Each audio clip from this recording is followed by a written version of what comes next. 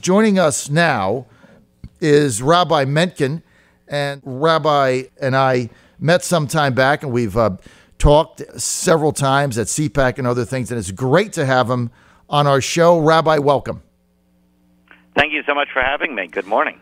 Rabbi, what a day yesterday, right? And I know you're part of a Jewish organization in New York, so tell us a little bit about that, and then I want to get your thoughts on the Supreme Court ruling on Tuesday.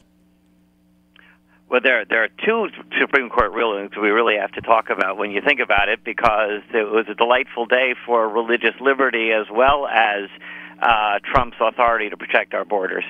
But the Coalition for Jewish Values was created about a year and a half ago. We are a new organization that has stepped forward to express how the Jews who actually keep our faith and traditions feel about values issues.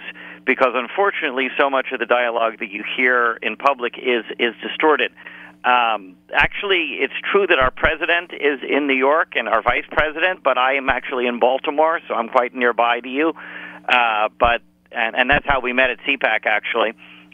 We represent rabbis all over the country, and we have on our board rabbis from all over the country, from California to the East Coast. So tell us about the Supreme Court ruling yesterday, 5-4, basically saying that the president has the authority to ban the entrance into the United States of certain countries. That's within his authority. Do you agree with that, and why or why not, Rabbi? We certainly do agree with it, because the ban is not in any way singling out a people or a religion. It is singling out countries which are, first of all, breeding grounds for not only hatred of America, but for terrorism, for the idea that you can go and murder those with whom you disagree and hate. And also, they don't have good procedures in place to allow the United States to specifically identify whom they wish to exclude.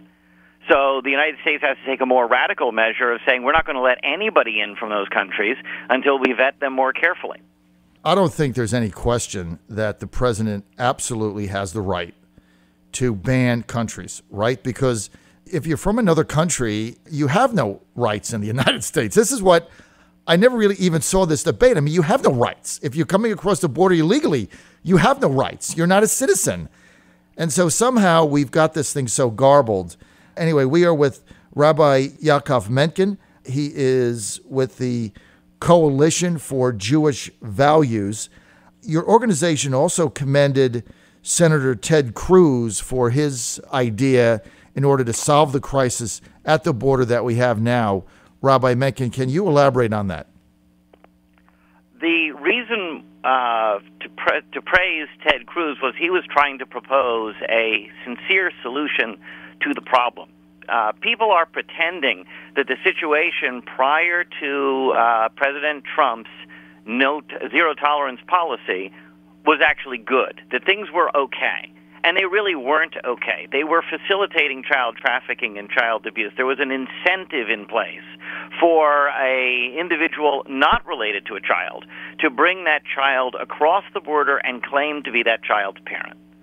And then, once they were freely on the other side of the border, they would receive that brief hearing where they were told to appear later for a court date, and then they were released, quote-unquote, together to be allowed to stay with their child. Mm-hmm. And they would promptly abandon the child if they were actually, if they were child trafficking. The best that the child could hope for was to be abandoned. The other possibility was slavery. I mean, it's just it was a horrible situation, and that was true because an unaccompanied adult would be detained.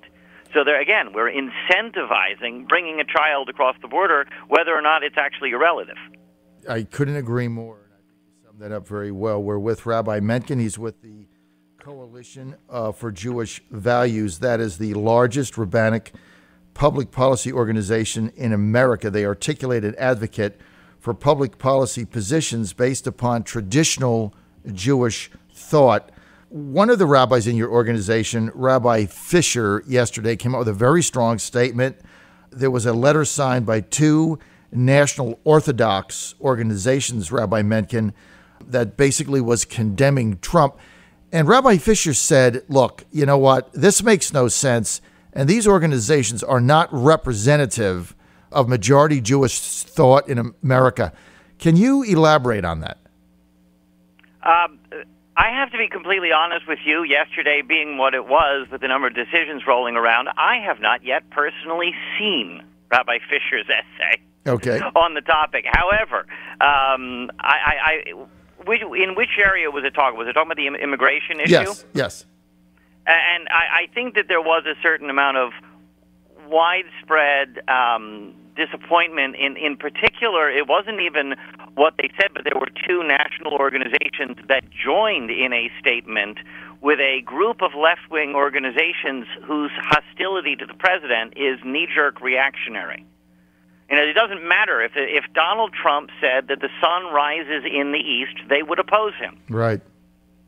And there are just certain there's a wing of the liberal movement, the Democratic Party, that has just decided to quote unquote resist. Mm-hmm. Whatever Donald Trump says is wrong by definition, to the point of saying, and here we go back to the immigration issue, the very same things said by Bill Clinton, by Barack Obama, and even by Hillary Clinton.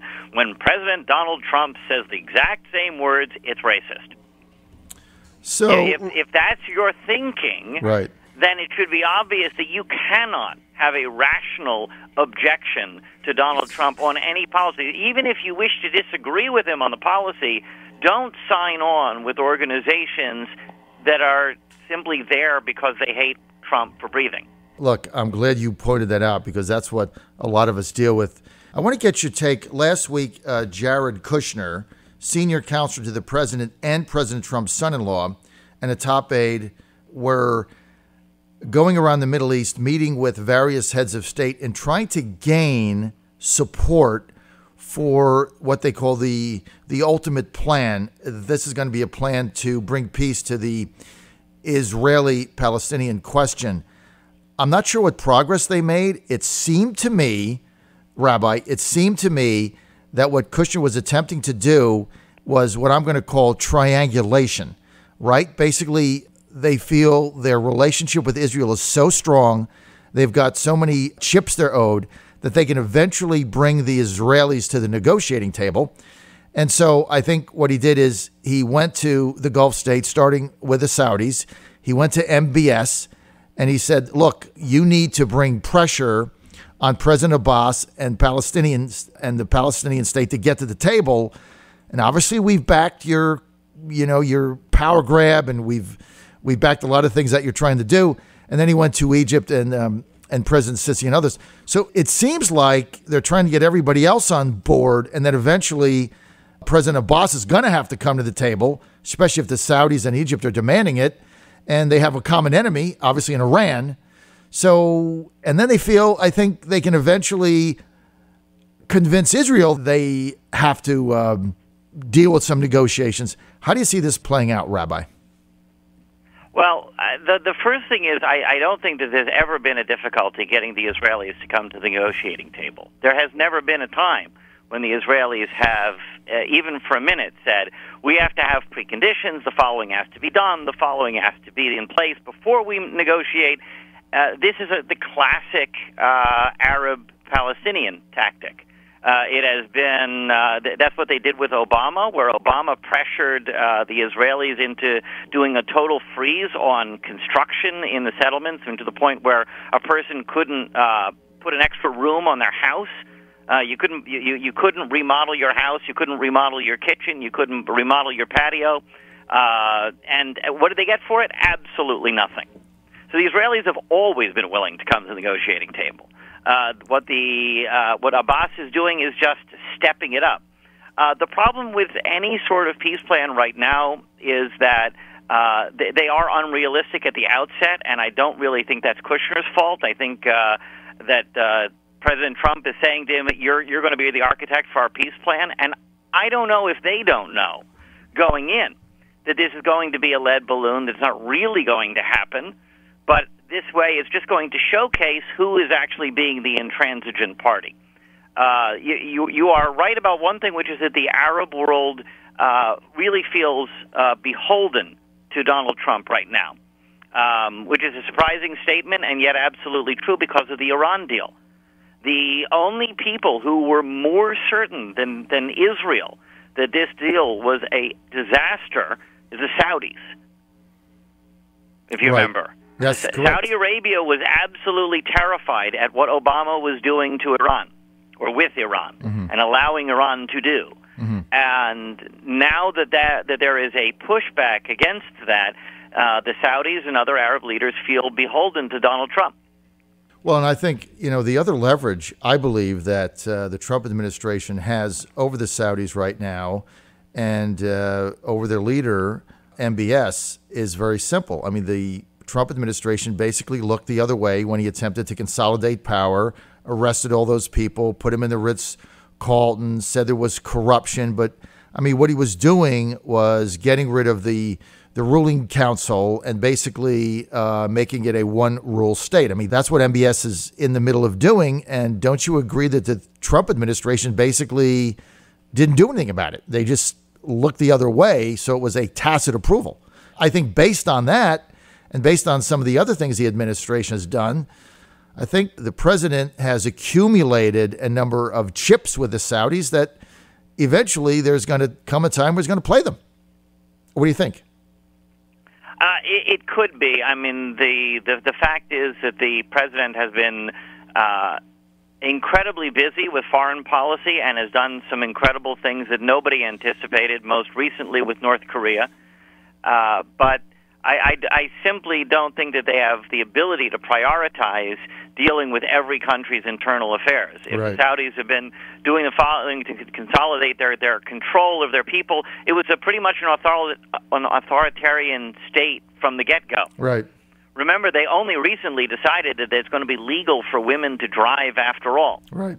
And it's still not legal for women to go out with without a chaperone. It's not particularly a pro-human rights, modern 21st century democratic state. Not exactly. And that has never been the case.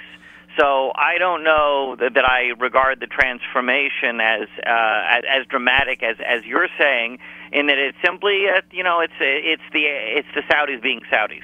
All right.